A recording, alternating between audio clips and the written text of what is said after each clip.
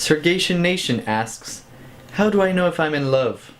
Well, Chris, in order to answer this, we actually need to define what love is first. And I firmly believe that no one actually knows what it is. Did you know that in French, like and love is actually the same word? Not only that, but the concept of love doesn't quite exist the same way that it does in English. You know, that kind of milestone in a relationship that when you care enough about them, you have to tell them that you love them. From my experience, we say that soon-ish after we start dating. I was so confused by the concept of love when I started learning English that I actually told a girl who spoke English that I loved her.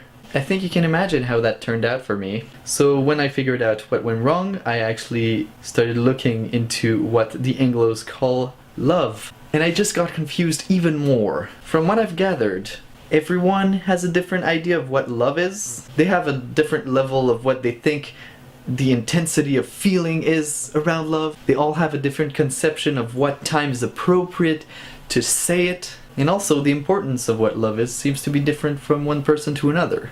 So I would just suggest doing it the French way and just not worry about it. Really.